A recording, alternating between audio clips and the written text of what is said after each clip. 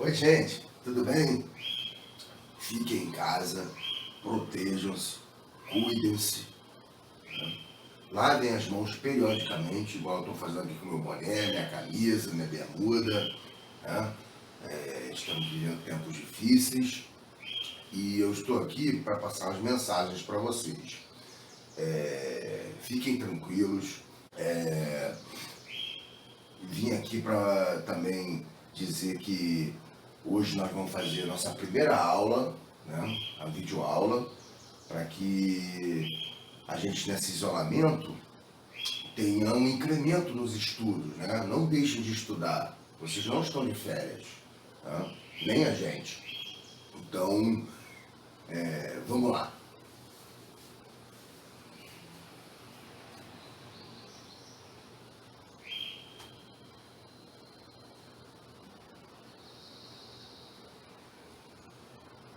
Então, nós vamos começar fazendo uma revisão, né, das leis das reações químicas que nós aprendemos sobre Lavoisier e Proust. Tá? Aqui temos links para vocês acessarem e verem vídeos que são bem legais, bem interessantes do assunto, para vocês aumentarem o conhecimento. Tá? Então, não deixe de ver, não. Nós vamos começar pela lei de Lavoisier, que foi aquele cientista da frase célebre: nada se cria, nada se perde, tudo se transforma. Né? Mas a contribuição para ele aqui no nosso conteúdo é a lei da conservação das massas, onde a soma das massas dos reagentes tem que ser igual à soma das massas dos produtos. Então, vocês estão vendo que quem fica antes da seta são os reagentes, depois da seta é o produto que é formado. Tá? Então nós temos 12 gramas de carbono com 32 de oxigênio. A soma dos dois dá a massa do produto. Tá? Aqui é um outro exemplo. O hidrogênio queimando com oxigênio formando água. Tá? Então eu coloquei 4 gramas de hidrogênio com 32 de oxigênio. A soma da 36 seria a massa do produto, que é a água. Certo? Então essa é a lei de Lavoisier,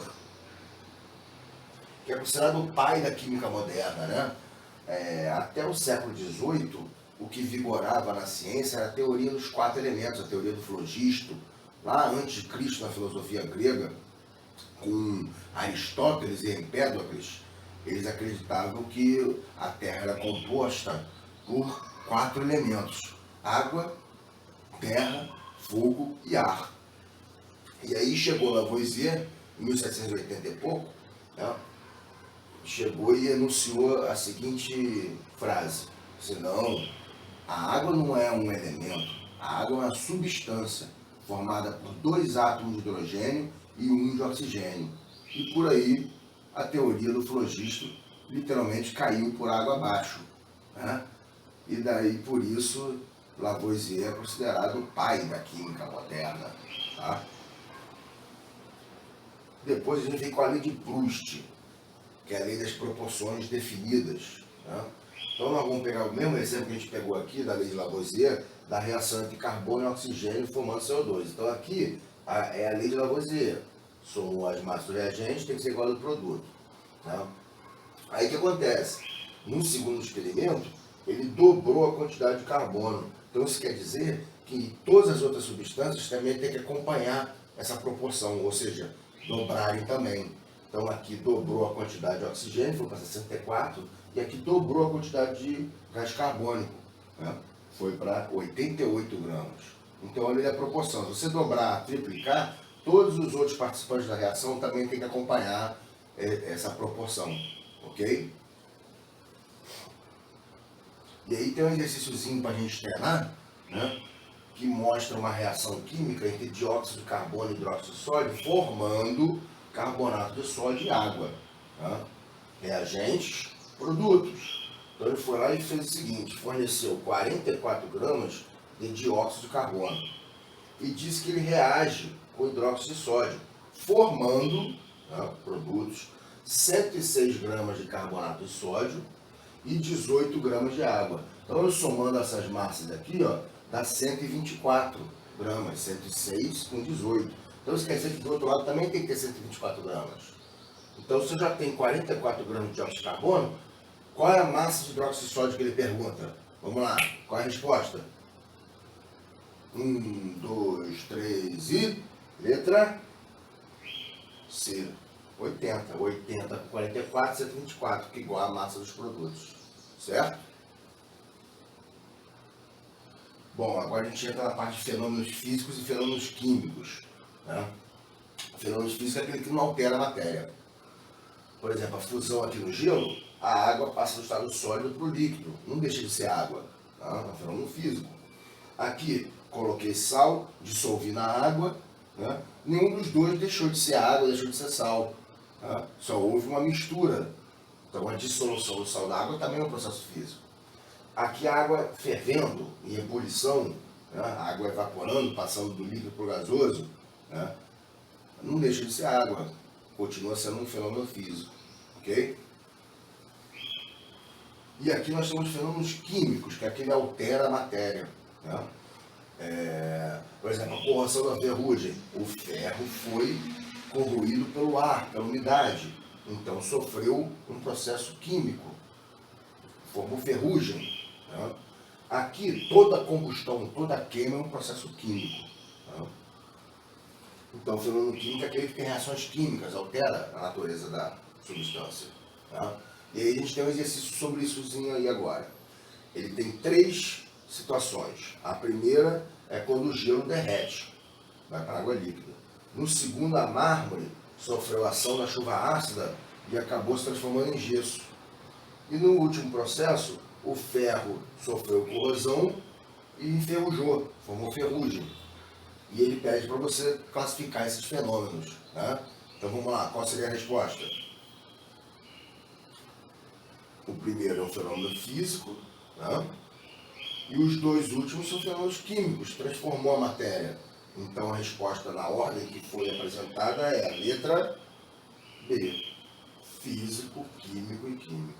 Tá? Agora a gente entra na parte de classificação da matéria, substância, mistura. Né? De novo, disponibilizei uns links aqui para vocês verem uns vídeos para aumentar o conhecimento sobre esse assunto. Tá bom? Acessa lá depois, na hora que vocês estiverem vendo. Esse material vai todo para vocês, a coordenação vai direcionar isso para vocês. Fiquem tranquilos. Tá? Então,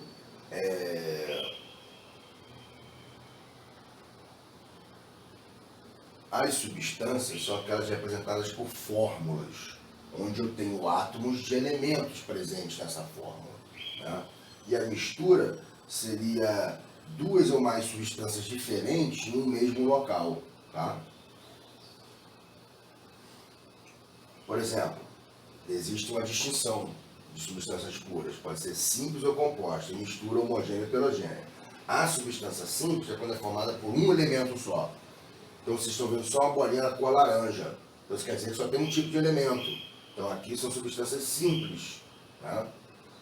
E a mistura é quando tem pelo menos 2 substâncias diferentes entre si.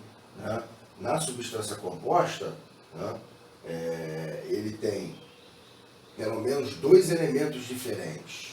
Né? Então não é a mistura, porque tem substância todas iguais, do mesmo tipo. Mistura é só quando eu tenho pelo menos 2 substâncias diferentes no mesmo local. Então aqui é uma substância pura. E como tem elementos diferentes, aqui seria a laranjinha, aqui a amarelinha, quer dizer que são elementos diferentes. Então é a substância composta. Tá? Já a mistura é quando tem substâncias simples, compostas, simples com simples, compostas no mesmo local, diferentes entre si. Né? Por exemplo, aqui ele pegou o ar atmosférico, sem poeira. Né? Então aqui é a mistura de gases. A mistura de gases é sempre homogênea. E aqui eu tenho um tipo de substância simples, outro tipo de substância simples e um tipo de substância composta. Seria mais ou menos o quê? Aqui seria o gás oxigênio, O2. Aqui seria o gás nitrogênio, N2.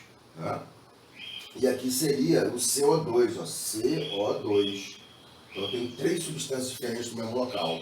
Então é uma mistura. E como só tem uma fase, é chamada de homogênea, monofásica, só tem uma fase. Tá? Já a heterogênea são 2 ou mais fases diferentes. Então aqui ele colocou água e areia. Água seria H2O, né? Seria o Mickey Mouse aqui, né? A molécula da água. E aqui seria a sílica, que compõe a areia. Dióxido de silício, seria silício com 2 oxigênios. E a água e a areia não se misturam.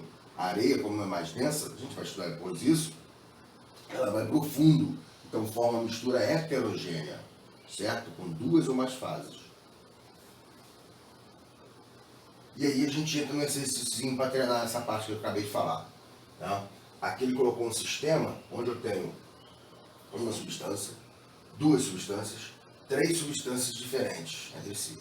E pergunta o número de elementos, de átomos, de substâncias e moléculas. Então são 4 perguntinhas. Então o número de elementos é o número de bolinhas diferentes entre si. Eu tenho a bolinha preta, vermelha e branca. Então isso quer dizer que tem 3 elementos diferentes. Então, 3. Olha lá, a gente já tem a resposta. Mas vamos continuar. Ele pergunta o número de átomos. O número de átomos é o total. 2, 5, 7, 9, 12. Tá? O número de substâncias, o número de substâncias diferentes que estão no mesmo local. Então ele tem 1, 2, 3 substâncias diferentes. E moléculas é o total de substâncias reunidas no mesmo local. Então, ó, 1, 2, 3, 4, 5.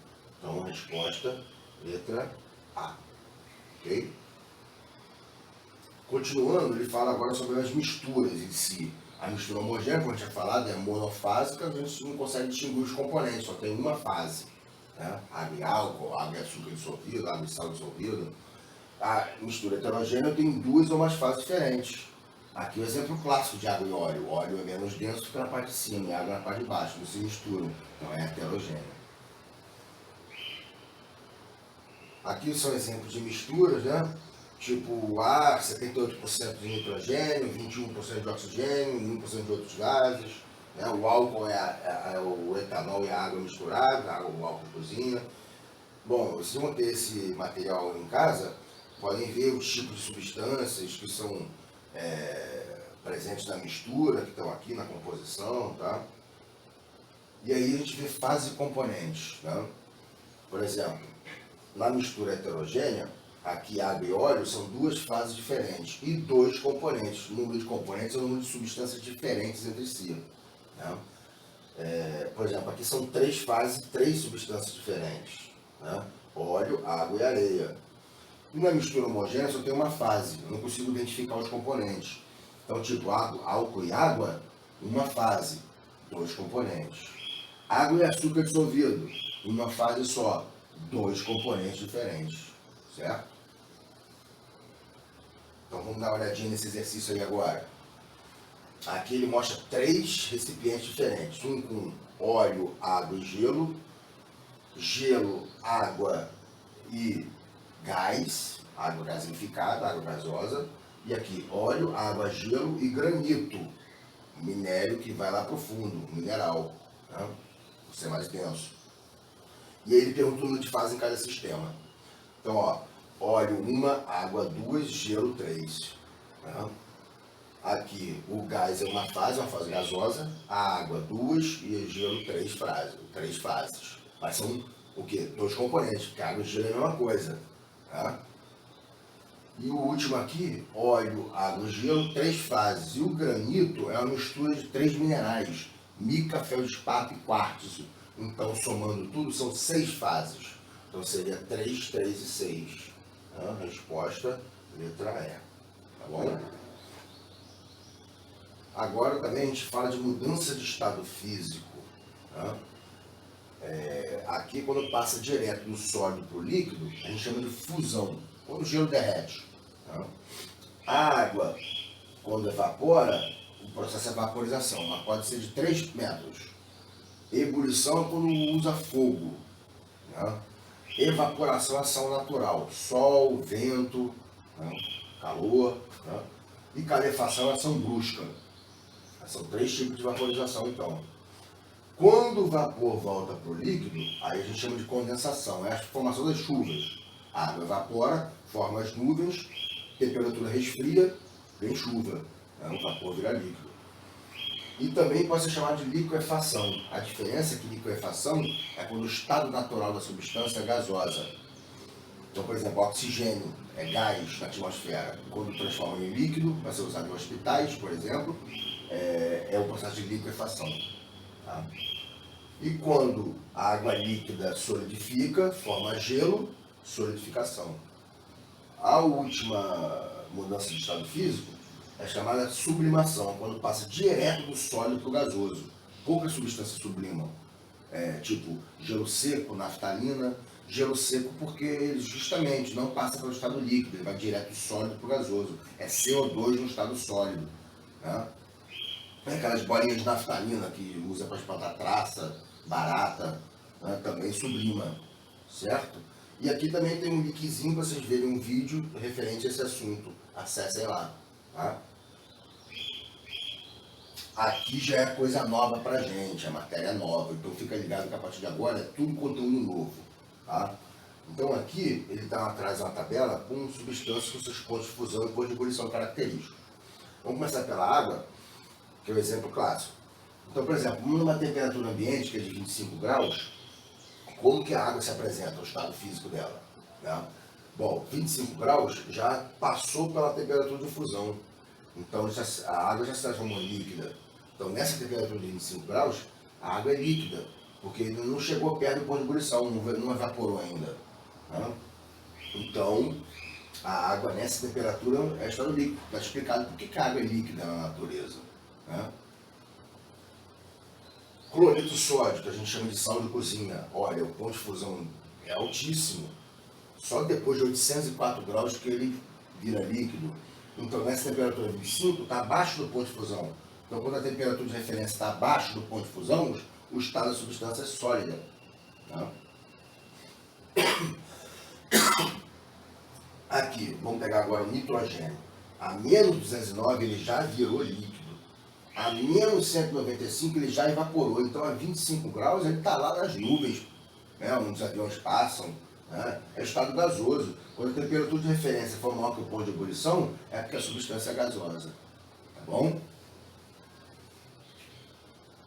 E aqui a gente também começa a falar de conteúdo novo. Então presta atenção que gráfico é sempre legal a gente analisar os dados, né, tudo que aparece no gráfico. Né? Vou botar meu boné para trás para ficar mais à vontade, para também não fazer sombra no meu rosto, tá bom? Então, vamos lá.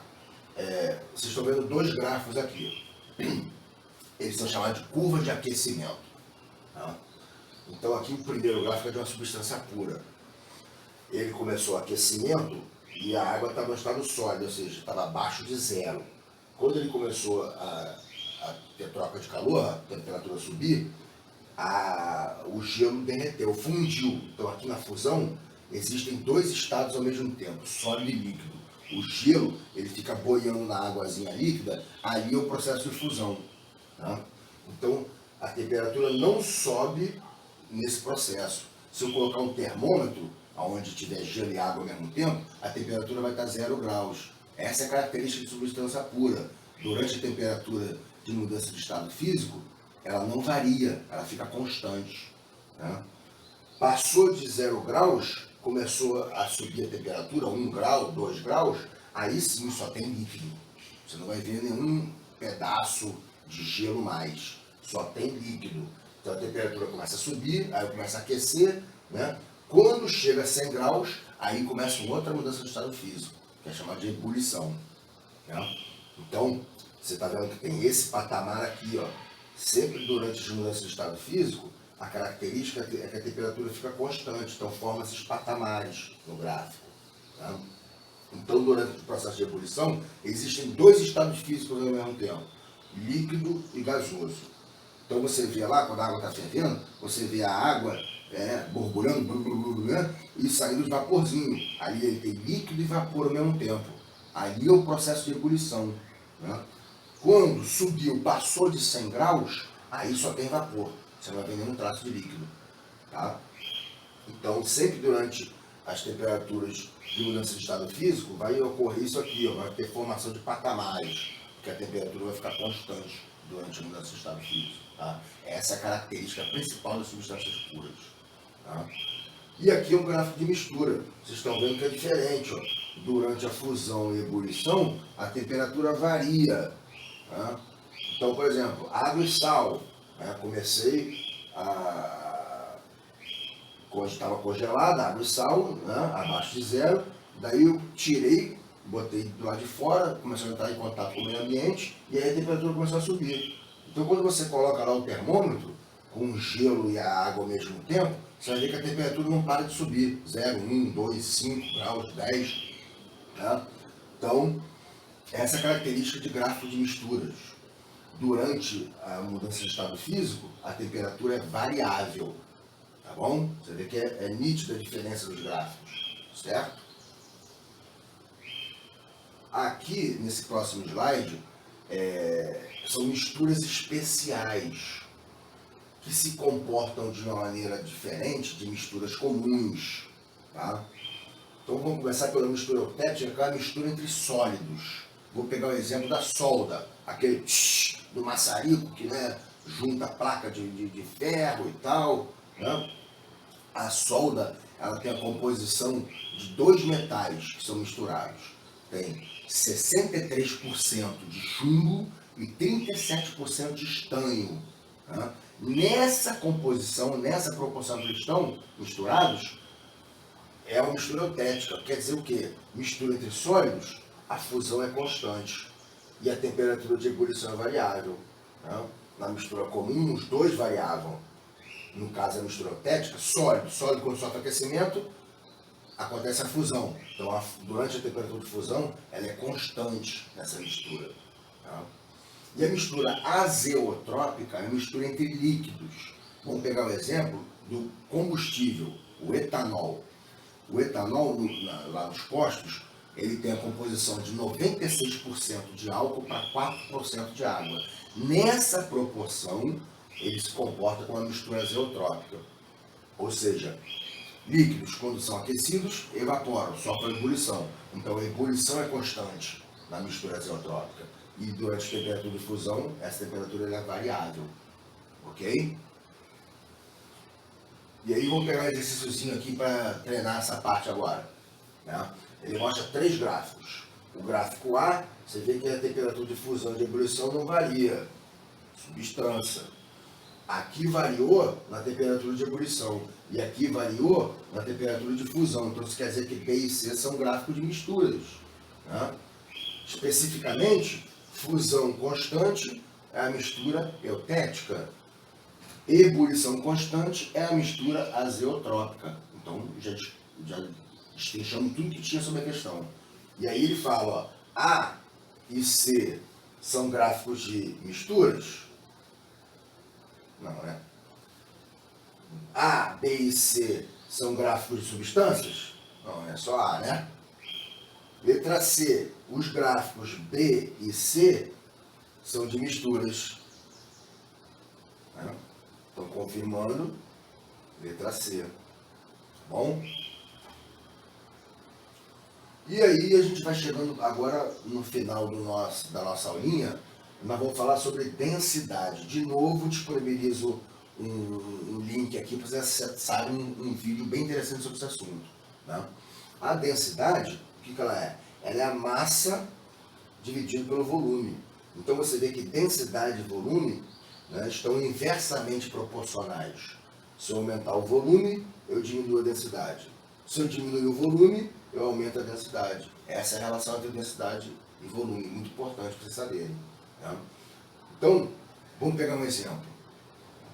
Um exemplo da água, que é um exemplo diferente dos outros. Por quê? Na maioria das vezes, quando o sólido congela, o volume diminui, porque ele se contrai.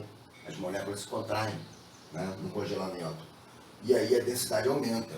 Então, normalmente, o sólido afunda no seu líquido. Né? Só que com a água é diferente. A água acontece um processo anômalo das outras substâncias. Quando a água congela, na verdade, ela aumenta o volume. Por quê? Porque existem ligações entre as moléculas de água, chamada ligação de hidrogênio, que quando a molécula congela de água, essas ligações ficam mais espaçadas entre as moléculas. Então aumenta o volume. Vou dar um exemplo para vocês muito interessante.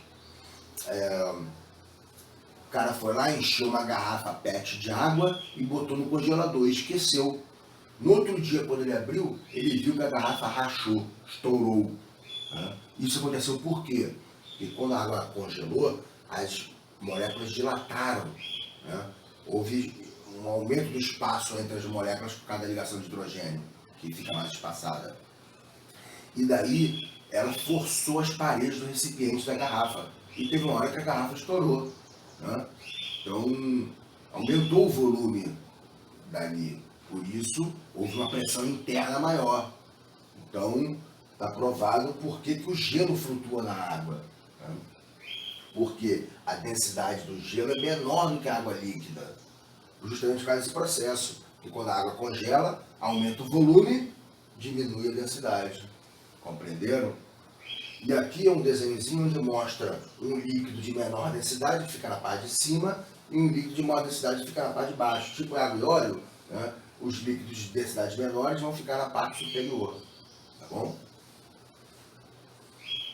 Aqui é uma tabelinha que tem como referência a água.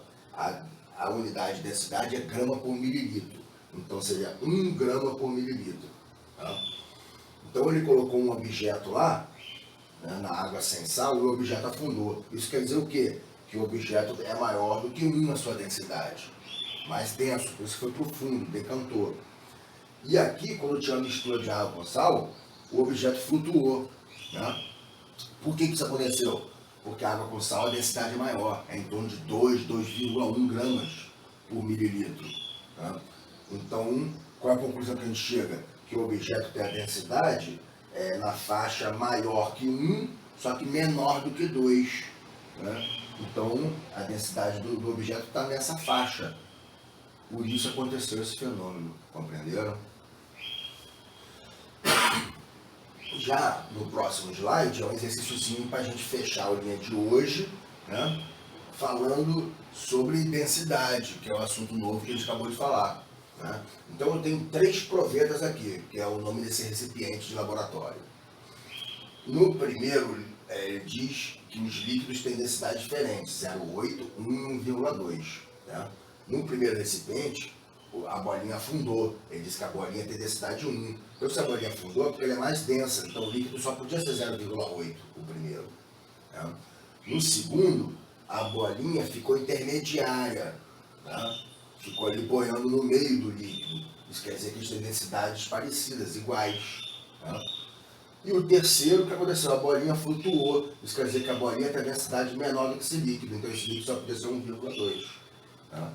Então a sequência seria essa, de densidade do líquido, 0,8 com 1 e 1,2. Por isso a resposta é a letra A. Ok, gente? Então, por hoje é só. Cuidem-se, protejam-se e quando tudo isso acabar, nós vamos entrar em contato de novo, ter esse olho no olho, essa troca de informações pessoalmente, que é muito importante para a gente está sentindo tanta falta. Né? Mas vamos dar tempo ao tempo. Tudo tem sua hora, né? Tudo tem seu tempo certo. E quando isso passar, nós vamos estar juntos de novo e daí a vida continua normalmente.